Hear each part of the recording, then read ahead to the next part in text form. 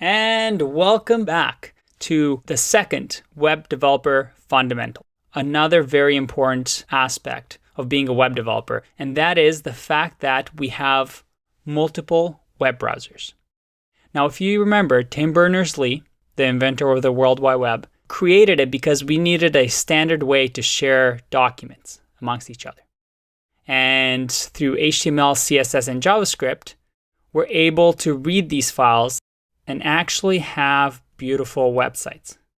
Now, when we send these files over, each of these browsers read the HTML, CSS, and JavaScript and lay out the web page for us.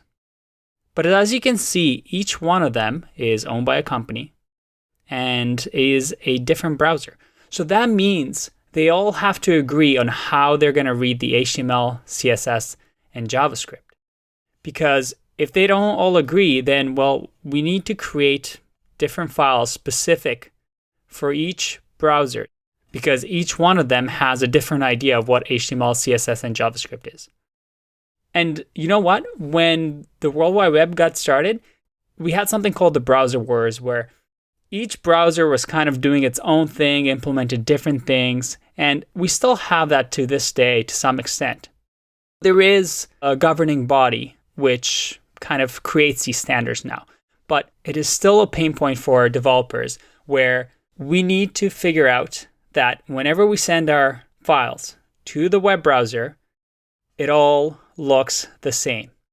And that is one of the biggest problems we have as developers, and you'll see tools later on in this course that try to solve that issue.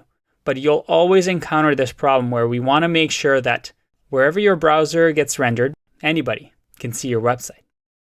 And not only that, we also have mobile phones now that access the internet. We have iPads.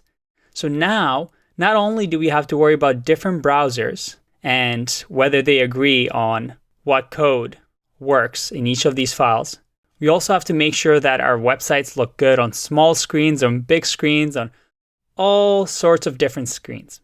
And that is a very important concept, something that when you get to become a web developer, you'll encounter this problem where you have to test on each device, each browser to make sure everything works.